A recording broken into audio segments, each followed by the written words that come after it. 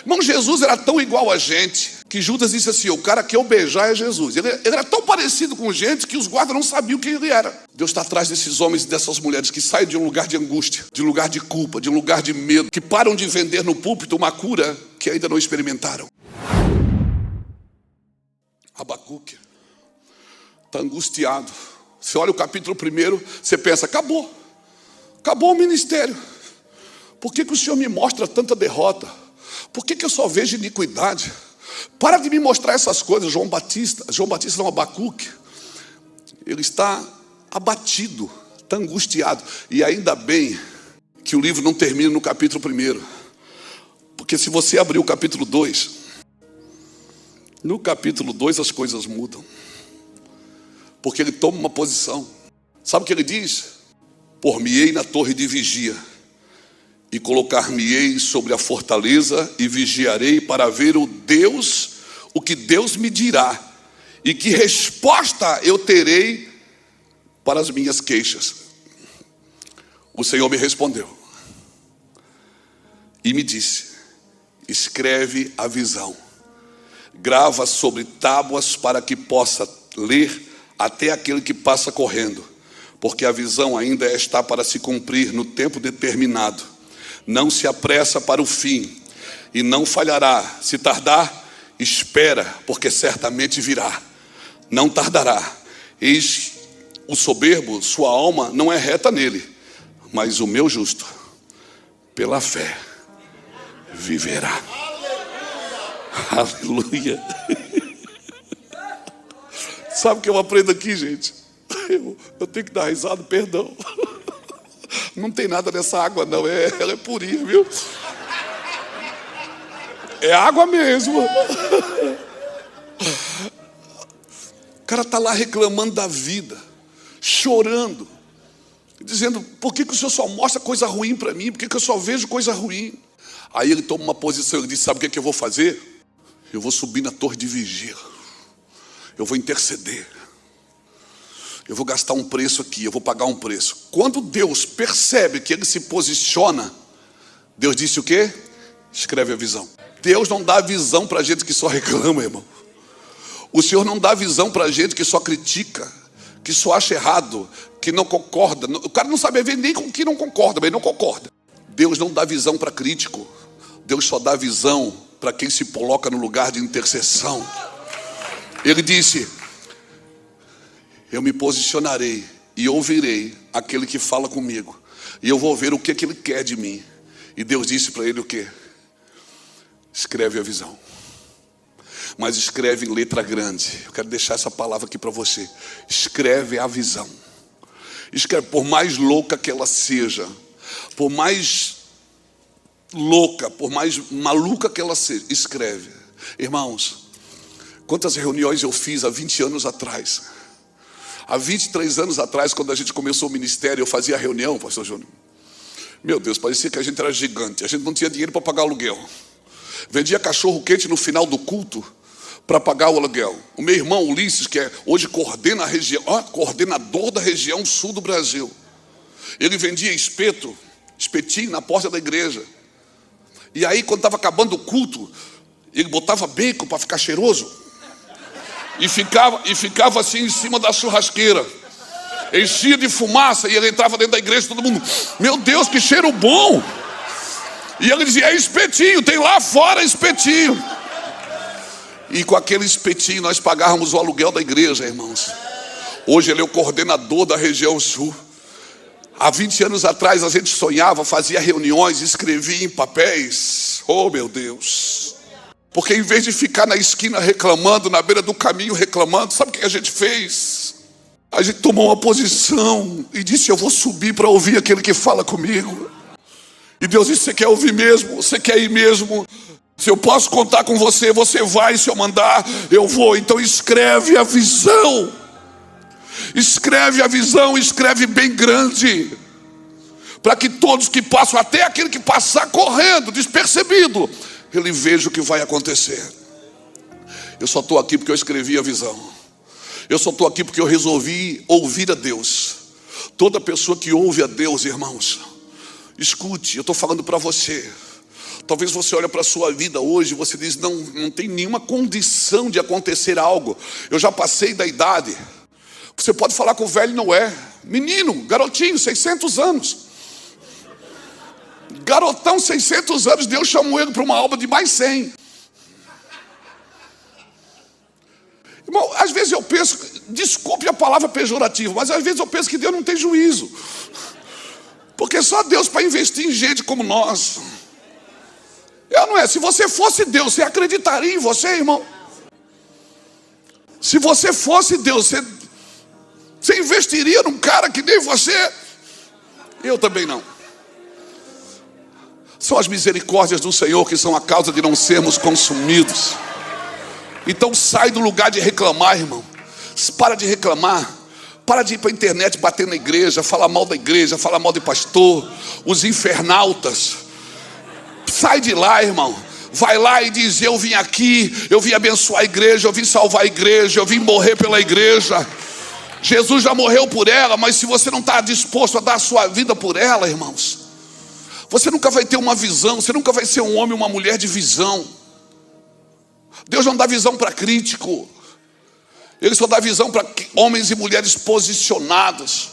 E aí, irmão, aquele mesmo cara que estava no capítulo 1 reclamando de tudo, xingando tudo, falando mal de tudo, dizendo que Deus, por que você está mostrando isso para mim?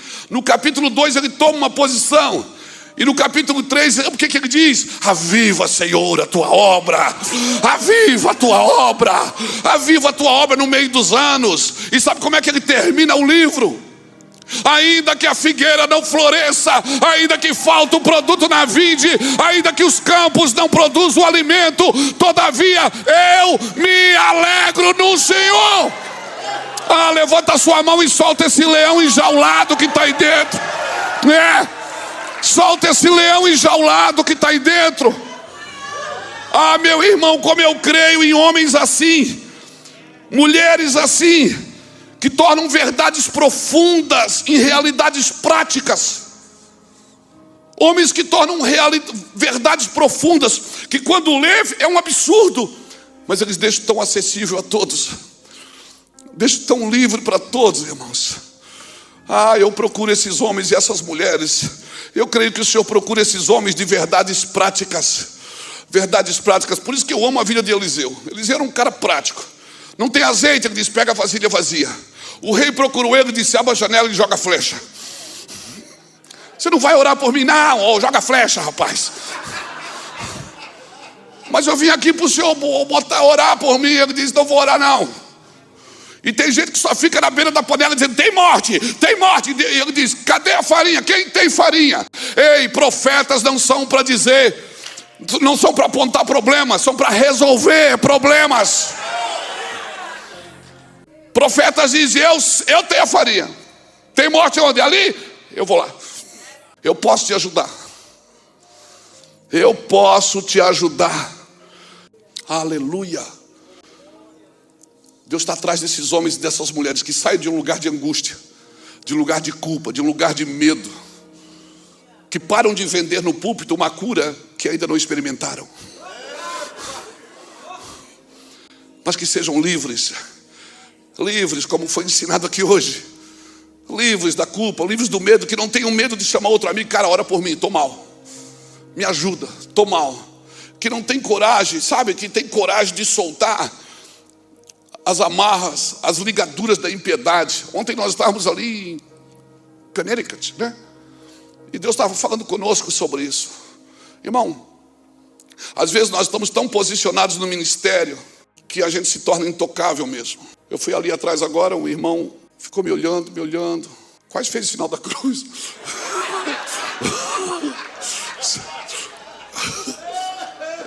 Brincadeira, querido, ele deve estar aqui.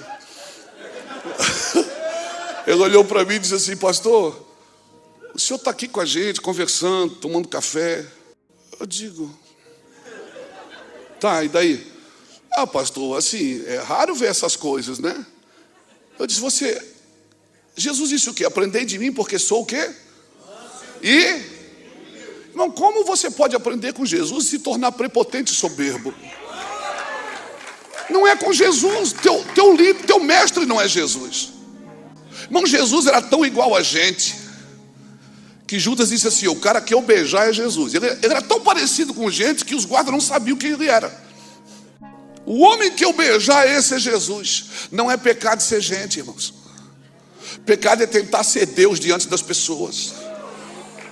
Uma igreja saudável não precisa de mais deuses. Ela já tem o Todo-Poderoso, o Criador dos céus e da terra. E ela já tem um cabeça que é Cristo.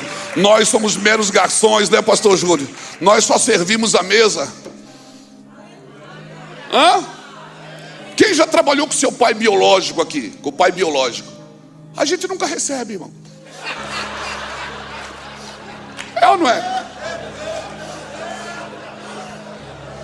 Eu já trabalhei com meu pai. E todo mundo tinha carteirinha assinada, funcionário. Eu ganhava só uma merrequinha final da semana. E olhe lá. E quando dava alguma coisa errada, com quem ele brigava primeiro? Com o funcionário ou com o filho? Com quem? E você está reclamando do quê, filho de Deus? Deus não pega leve em quem ele investiu pesado. Se ele investiu pesado na sua vida, ele não vai pegar leve com você, amém? Amém, você é filho de Deus, amém? Você decide o que você quer ser um evangélico ou quer ser filho de Deus? Tem gente que acha que Deus aceitou Jesus e vem congregar na igreja evangélica. Irmão, Deus não aceitou Jesus e vem congregar com a gente. Deus é Deus de toda a terra. Ele é Deus de todo o globo, de toda a criação, de todo o universo. Aleluia, aleluia. Ah, mas Deus não gosta. Quem somos nós para saber o que Deus não gosta? Sabe o que nos falta às vezes é comunhão. Todo homem, toda mulher de Deus que tem comunhão com Deus, que vive com Deus, irmãos. Ah, irmãos, vai amar o que Deus ama. E Deus ama vidas. Deus ama pessoas.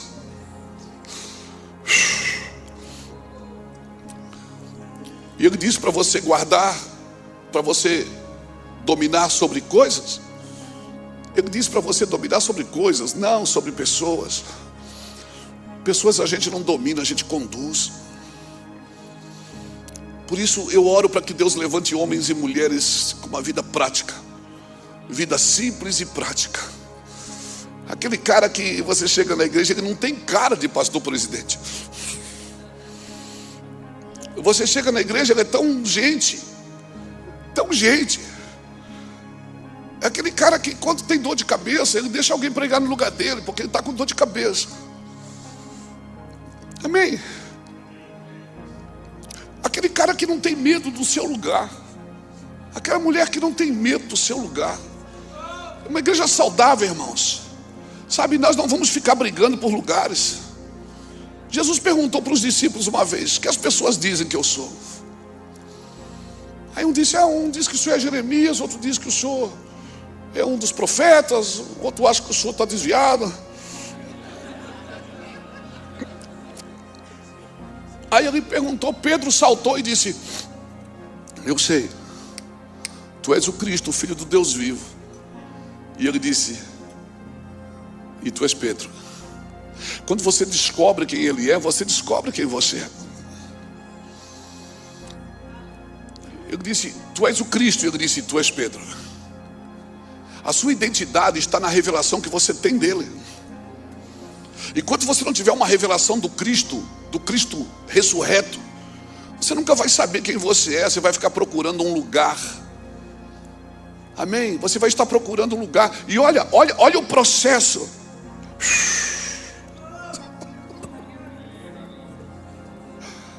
Levante um pouco a sua mão, por favor. Receba um pouco dessa unção que está aqui. Sim, sim, sim. Obrigado, Jesus, por estar aqui conosco. O Senhor é um Deus tão bom, tão bom. Obrigado, Senhor, pela tua santidade.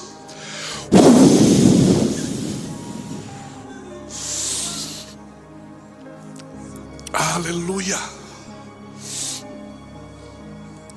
Aleluia.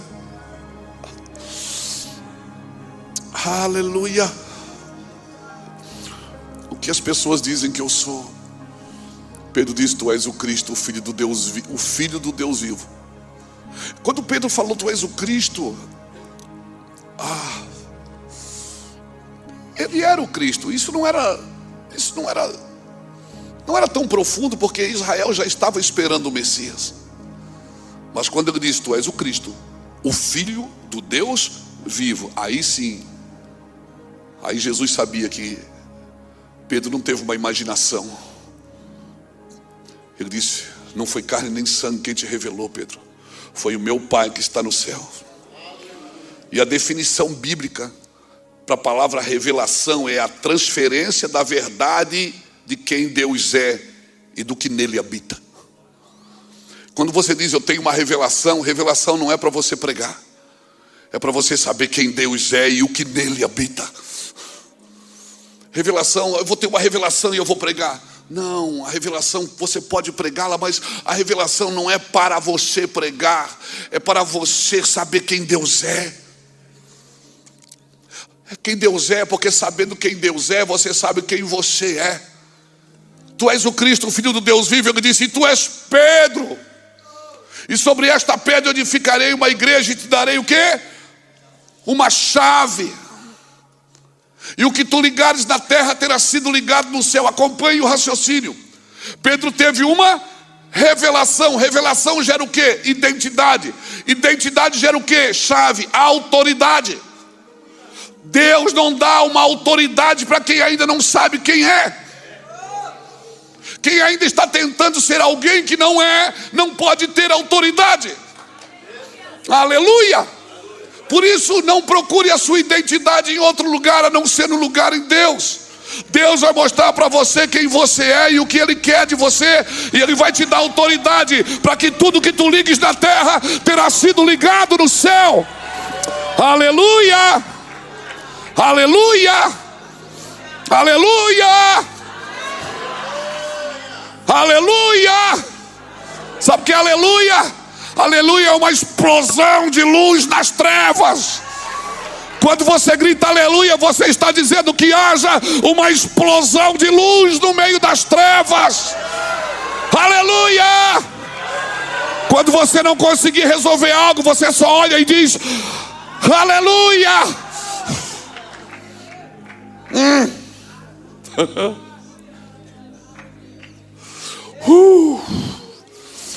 Quando você tem uma revelação dada por Ele em você, é Ele se revelando para você, é Ele se mostrando para você.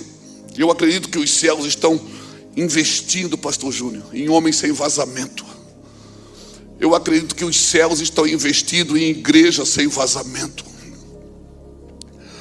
onde a unção não vaza, mas também não é retida, onde é um rio, não uma represa, onde nós não abraçamos tudo e dissemos é nosso, não é meu, não. O céu não diz é meu, o céu diz é nosso.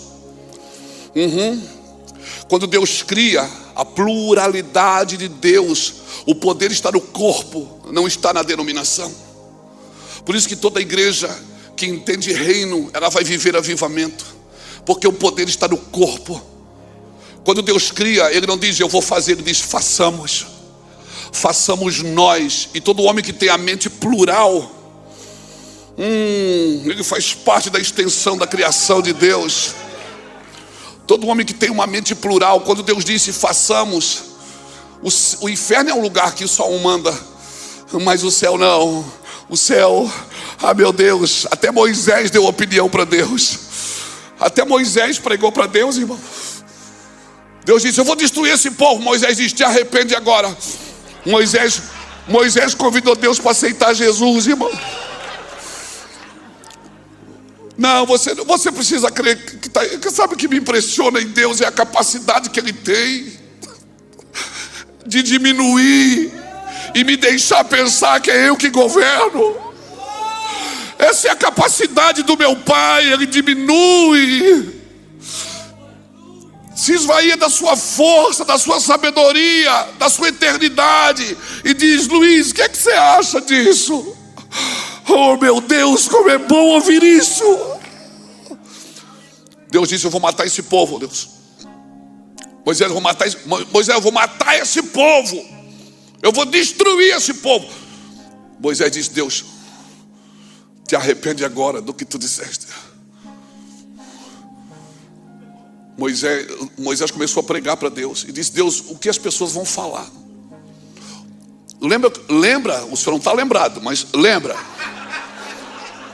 lembra do que o senhor falou para Abraão, para Isaac, para Jacó. E eu fico imaginando Deus assim, eu imagino como diz o meu amigo Djalma, a minha imaginação santificada. Eu fico pensando assim, Deus dizendo: verdade, Moisés, ainda bem que você está aqui para me lembrar, porque eu tinha me esquecido que eu tinha prometido a Abraão que nele seriam benditas todas as famílias da terra. Não, e você lê na Bíblia assim, ó, e Deus se arrependeu do que havia dito. A minha pergunta é: você acha que Deus queria matar o povo mesmo? Não. Vou contar um segredo aqui, mas por favor espalhe. Nem sempre que Deus diz não é exatamente o que Ele quer dizer. Deus só está procurando alguém que se importe pelo povo. Quando Deus disse: eu vou matar o povo e vou levantar Moisés, eu vou levantar você. Irmão, eu conheço pastor que, se Deus faz uma proposta dessa para ele,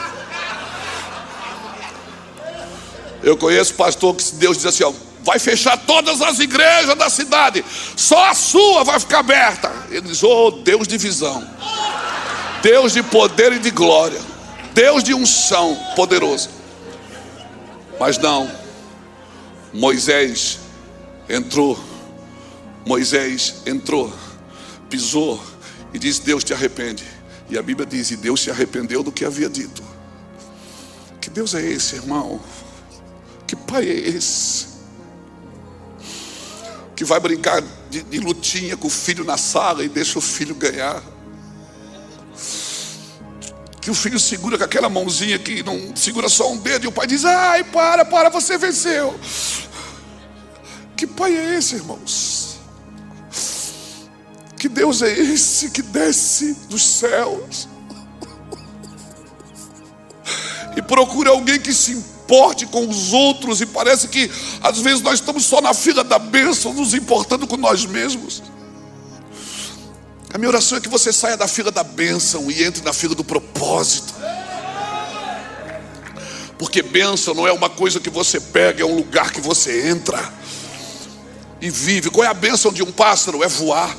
Qual é a bênção de um peixe? É nadar, porque tudo que Deus criou, Ele abençoou.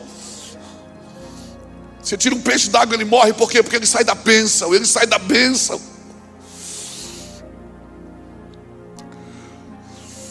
Mas se você botar ele num aquário, ele continua nadando, mas também não está na bênção.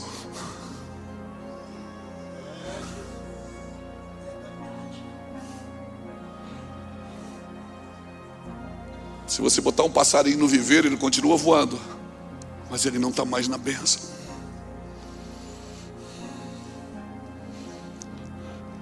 A igreja não é para abençoar pessoas, é para lembrar as pessoas do que aconteceu na cruz e dizer para elas: vocês já são abençoados. Você já é um homem abençoado, uma mulher abençoada. Porque quando Deus criou o homem, Ele deu uma bênção para o homem também. Ele disse: domine sobre todas as coisas. Domine sobre todas as coisas. Eu sinto o amor de Deus aqui, irmãos. Eu sinto que nesses dias aqui, 3 dias, nós vamos chorar bastante. É um bálsamo do Senhor sobre nós. Não tem aquela música: o tempo de cantar chegou. O tempo de chorar chegou. Não chorar por dor, chorar por amargura, mas chorar pelas almas. Chorar por aqueles que se perderam no caminho. Chorar por uma geração que era tão saudável e ficou doente. Eu oro por esses homens chamados José de Arimateia, que querem investir no corpo morto de Cristo. Quando o corpo não faz mais milagre, quando o corpo não ajuda mais ninguém, José de Arimateia foi lá e disse: dá o corpo para mim. Deixa eu lavar o corpo. Deixa eu perfumar o corpo. E deixa eu envolver o corpo nos atos de justiça. Um linho fino. Deixa eu envolver o corpo. Aleluia. Cutuque alguém que está do seu lado e diga: se posicione. Se posicione. Diga: saia do lugar de crítica e entre no lugar de se importar. Porque quem se importa, Deus vai usar você se você se importa. Quando Moisés se importou com o povo, Deus disse: tá bom, eu não vou, mas tudo bem, eu não vou matar o povo, mas eu também não vou junto. Eu não vou com vocês. Moisés disse: ah, não. Não. Se o senhor não vai, eu também não vou. Então risco o meu nome do teu livro. Olha o cara arriscando a salvação, arriscando a vida pelas almas. Sabe o que eu aprendo aqui, Benhor? É que quando Deus dizia não, Moisés não corria, ele entrava. Olha o processo. Depois você lê Êxodo 32, 31, 32, 33 e 34. Os 4 capítulos. Leia. É uma lição de vida. É uma lição de vida. Eu vou matar esse povo. Não vai não, Jesus. Não vai não, Deus. Perdoa esse povo. Tá bom, eu perdoo. Mas eu também não vou. E ele disse: não. Ele foi entrando, irmão. Ele foi entrando. Se o senhor não vai, eu também não vou. E risca o meu nome do teu livro. Deus disse: tá bom, Moisés. Tá bom, eu vou com você. Eu vou com vocês. Deus já havia falado: eu vou com vocês. Ele disse: mas se a tua presença não for conosco, não nos faça sair daqui. Deus disse: tá bom, a minha presença vai contigo. Mas só que Deus ofereceu uma presença. Deus disse: meus sinais vão com vocês. Ele disse: não, eu não quero sinais, eu quero o cabode, eu quero o peso da glória. O peso da glória, o peso da glória. Moisés, aí no fim Deus joga a toalha e diz: tá bom, Moisés, a minha presença irá contigo e eu te darei descanso. Moisés diz: tá bom, então me mostra a tua face. Que homem é esse, irmão? Que Deus vai dizendo não e ele vai entrando. E ele vai entrando, e ele vai entrando. Quem tem filho assim, que quando você diz não, ele vai entrando. Que você diz não deixa, ele diz por favor. Quem tem? E fica mexendo na sua roupa. E fica, hein? Eu tenho filho assim, irmão. Que eu digo: não adianta, que eu não deixo. Ah, por favor, pai. Sai, não olha para mim, sai daqui. Aí eu disse: tá bom, eu deixo, mas só hoje. Aí estende a mãozinha assim: então dá R$50 que tem que pagar. Quem tem filho assim, gente? Aleluia, quem tem filho assim, gente? Então você é normal. Aleluia, Deus é teu pai, entra. O não de Deus não é para te ir embora da igreja, não é para te afastar, é para te trazer para dentro. A pedagogia de Deus é não. Homens que só ouvem sim não são homens saudáveis. Uma igreja que é só sim, sim, não é saudável. E Moisés disse: então me mostra a tua face. Deus disse: não, peraí, eu ia matar o povo, não matei. Eu ia mandar um anjo, você não quis. Agora você quer ver eu? Ele diz: é. Aí Deus pega ele. Então você não pode me ver se não morre, senão você morre. Então eu vou pegar você e vou botar você na feira da penha. Daí Deus botou ele na feira da rocha, bem ali. E ele ficou lá na feira da rocha. E a Bíblia diz que Deus falou o quê? Eu vou passar e você vai ver o quê? As minhas costas. Você vai ver o quê? Eu nunca entendi como é que Moisés escreve Gênesis se ele não estava lá. Ele nasceu em Êxodo capítulo 2. Eu acredito que quando Deus passou, ele viu o que Deus havia feito dali para trás. Eu acredito que quando Deus passou, ele começou: uau! E no princípio criou Deus os céus e a terra. Meu Deus, e a terra era sem forma e vazia.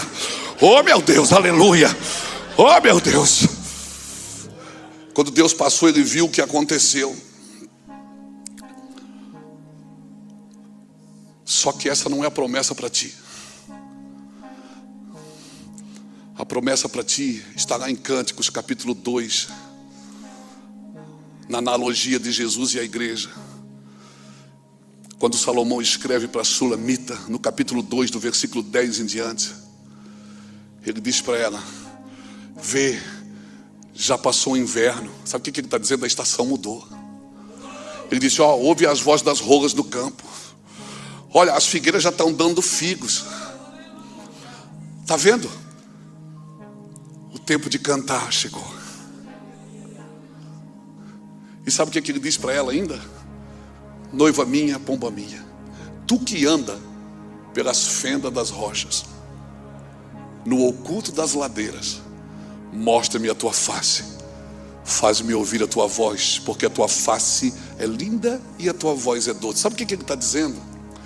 Em outras palavras, segundo o evangelho que escreveu Luiz Hermínio, ele está dizendo o seguinte: tu que anda na feira das penhas, ele está dizendo assim, ó, sai daí, igreja. Aqui você só vai ver o que eu fiz. Você não vai ver o que eu estou por fazer.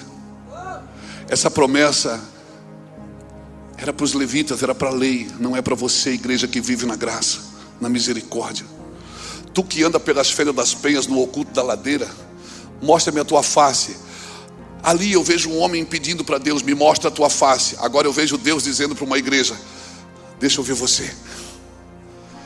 Deixa eu ouvir tua voz, deixa eu te ver. A promessa para a igreja não é ver o que Deus fez. Por isso a Bíblia não é um livro de história, é um livro de realidades. A Bíblia não é só para contar as histórias da Bíblia, ainda que elas são importantes. A história da igreja é importante, a história bíblica é importante, a arqueologia é importante, tudo é importante. Mas a promessa que Deus tem para a igreja é: mostre-me a tua face. Se importe com o lugar que eu te coloquei. Se importe com a terra que eu te coloquei. Se importe com a terra que eu te trouxe. Você quer ver mudança? Se importe com a terra que eu te trouxe. Sai daí da feira da penha. Aí você só vai ver o que Deus fez. E Deus está dizendo: eu quero te mostrar coisas que nem olhos viram, que nem ouvidos ouviram, e que nem está no teu coração. Eu quero orar por você. Como eu disse, nós vamos começar hoje. E nós vamos falar nesses dias. Eu vou jogar sementes aqui e você pega. Amém? Aprenda a controlar a sua mente. Controla a sua mente para receber tudo que você vai receber aqui dos homens e das mulheres de Deus que vão passar aqui. Controla a sua mente, porque ela vai bugar. Controle a sua mente, porque ela vai bugar. Hoje eu vim aqui com o objetivo de tirar você aí da fenda da penha, de só falar e só mostrar o que Deus fez. Tem coisas que você não viu ainda, que estão para acontecer no mundo. Amém? As coisas vão piorar, irmãos, mas os amigos de Deus vão melhorar. As coisas vão piorar, mas os amigos de Deus vão melhorar. Nós vamos viver um avivamento, irmãos. Amém? Nós vamos viver. Você crê que nós vamos viver um avivamento? Mas a espera por um avivamento coletivo não pode ser mais desculpa para mim não viver um avivamento pessoal. Eu já posso viver um avivamento em casa, com a minha esposa, com os meus filhos, com a minha família. Eu já posso ser alguém que baixa a nuvem em casa, baixa os céus em casa. E como foi dito aqui hoje, o sucesso ministerial não substitui o fracasso no lar. O que Deus, quando Jesus fala da sua volta em Lucas 17, ele usa duas famílias. Diz assim: será como nos dias de Ló e como nos dias de Noé. Ele usa duas famílias como modelo. Uma família foi salva e a outra se perdeu. Deus sempre vai fazer a partir de nós, a partir da família. A Bíblia começa com uma família e ela vai terminar com uma família. A história começa com uma família e vai terminar com uma família. Eu quero orar por você, porque nós não seremos saudáveis sem entendermos alguns princípios das Escrituras, princípios básicos e práticos que vão nos levar em lugar onde só Deus pode fazer isso. Então, sai do lugar de crítica, sobe na torre de vigília. Se posicione para ouvir a Deus. Por quê? Porque Deus vai te dar uma visão. Eu tenho certeza que Ele vai te dar uma visão. Escreve bem grande: aviva, Senhor, a tua obra. Fique de pé comigo, por favor. A paz do Senhor, meus irmãos. Gostou da mensagem? Deixa seu like e compartilhe. Veja outras pregações que preparei para você. É só clicar no link e Deus o abençoe.